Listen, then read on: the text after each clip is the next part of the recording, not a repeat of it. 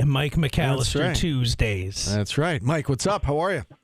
I'm good. How are you? We're doing well. Let's start with Saturday's game. I know it's several days ago now, but the comeback against Notre Dame, down 17 to win that one. I know it's, quote unquote, just Notre Dame at home. Did you learn anything about this team on Saturday? Did anything stick out to you Saturday?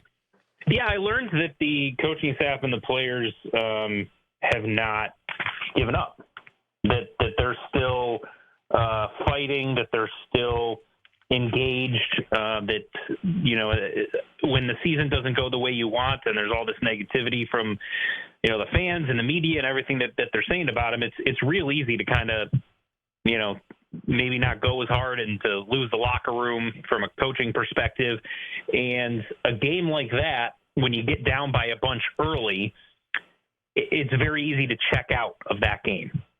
So for them to show the mental fortitude to come back, and it tells me that the coaching staff hasn't lost the team, that they're all still fighting and trying to make the best of this that they can. And I was very impressed at how they approached it from a mental standpoint with the way that it looked like it was going to go early. How about from an individual standpoint? Whose performance stood out to you the most? Because, JJ took over down the stretch. Kyle Cuff, once again, came up with big plays, actually made some free throws when nobody else could. The two big guys, Eddie Lampkin and Jair Davis both did some good things there in the second half during the comeback. Whose individual effort stood out the most?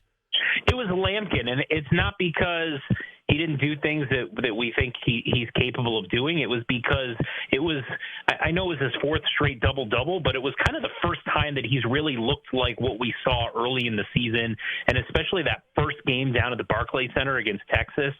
He just looked like a completely different player in that game than what he has basically since. And I'm guessing that back issue has caused him to really not be able to be his full self. And this game, it looked like he was. He was energetic.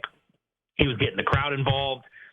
He made some good defensive plays, which is not something that he's known for, and passed the ball extremely well. Just seemed to be energized, engaged, and I think that really helped spark Syracuse. But there's no question there's several players you can point to, but that's kind of what stood out to me. You look at the portion of the season where, things were really gone south. I mean, I know they've won 3 of 4 now. Prior to that, what were the biggest issues? They were turning the ball over way too much. You look at their last 2 wins now. They've committed 5 turnovers and 9 turnovers. Great numbers there. They couldn't stop anybody. And in the first half against Notre Dame, it was the same issue. Second half, though, I thought the defense was a lot better. Do you think that maybe they found something, the way that they really seem to turn it up physically on defense in that second half? Do you think that maybe they found something in the second half on Saturday, or are you still concerned, I guess, about the defensive ability of this squad? I'm still concerned just because I want to see it more consistently and against I say better teams, even though Notre Dame had been pretty efficient from an offensive standpoint for during conference play at least. But I want to see them go play a team like Clemson on the road, and even if they don't win, at least play representative basketball on the defensive end. If you do something like that, if they were to lose a game like 71-64, but they played pretty well defensively, and it was just one of those things where on the road, tough environment, all of those things, they couldn't quite get it done. You still feel like this team has perhaps turned a corner a little bit, but I think having JJ back certainly helps. And then I think Red has found something with his lineup, having JJ as the point guard to start, and then bringing Jaquan Carlos in as off the bench and having him kind of be your change of pace guy. I think that has worked, and he's used Mastorovic a little bit more in the middle, which I think has also helped. So, if you can get Donnie Freeman back and get him playing some, at least solid defense, then you've got a chance to get some wins down the stretch of the season. That's kind of where I wanted to take this, Mike. It's inspired by a comment in our YouTube chat just talking about, obviously, Freeman's availability is a big issue because without him, they don't have a realistic chance against some teams.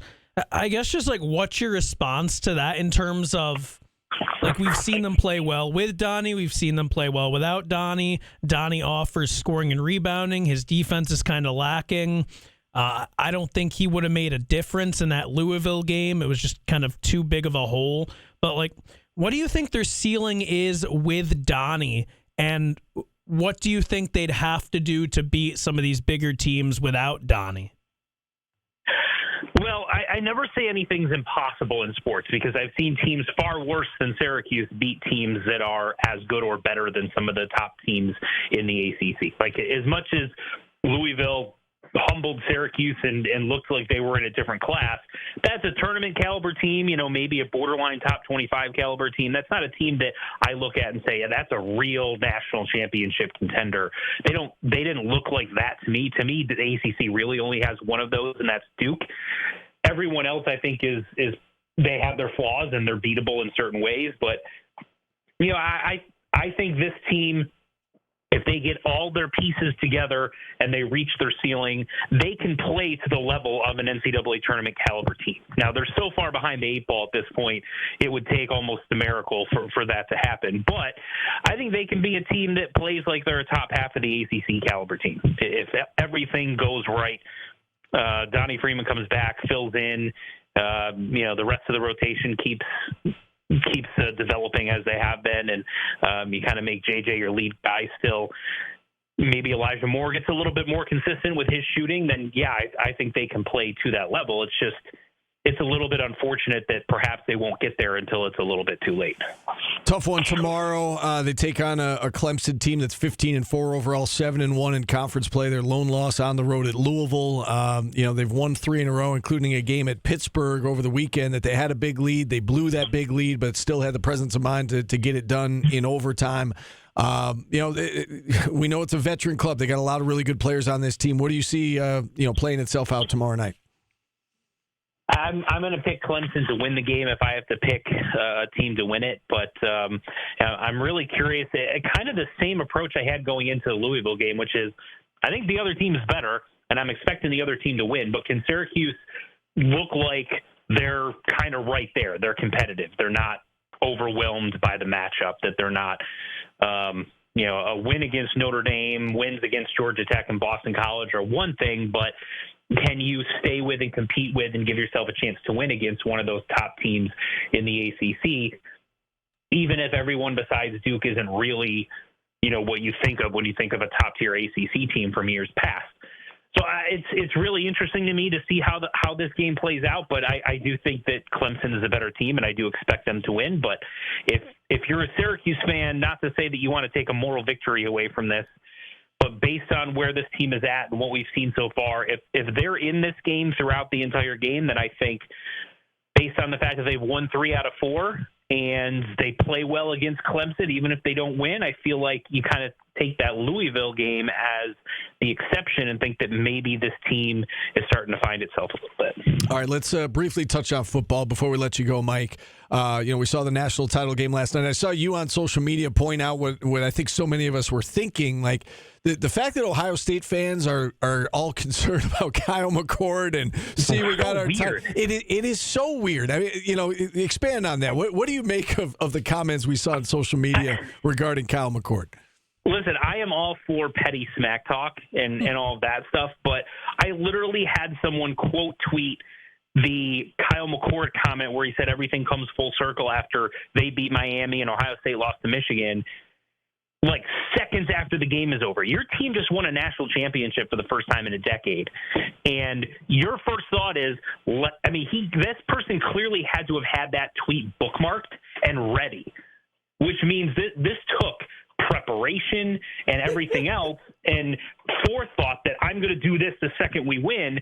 And I just don't understand why that is what's at the top of your mind. Celebrate winning a national championship. If you want to say something after the fact, like, a day or two later, hey, I guess we were right that we'd be better off without Kyle McCord. Or you could maybe just say something like, hey, worked out great for both sides. He went and had a tremendous year, and now he's a big-time or a potential, second, third, fourth round NFL draft pick, and we ended up winning a national championship. But the weird thing about it is I watched Kyle McCord this year. I watched Will Howard this year. I think that Ohio State's offense would have been better with Kyle McCord. That's my personal opinion. There's no way to ever know that, but I just don't understand it. I guess it would be like if Syracuse had won a national championship the year after, or even maybe an ACC championship the year after Tommy DeVito left, would my first thought have been, hey, let me go make a comment about Tommy DeVito? Like, I don't understand where that comes from and why he is the first thing in their mind. It's almost like they can't cope with the fact that perhaps they were wrong about him being a bad quarterback and the reason why they didn't win last year. You know where we're getting it a lot, Mike, which is weird? Facebook. Because I feel like on Facebook, it's harder to find new posts. Like, you almost have to look for that stuff on Facebook. It hardly pops up, but we're getting that too. I also, we got to check in on the recruiting, obviously.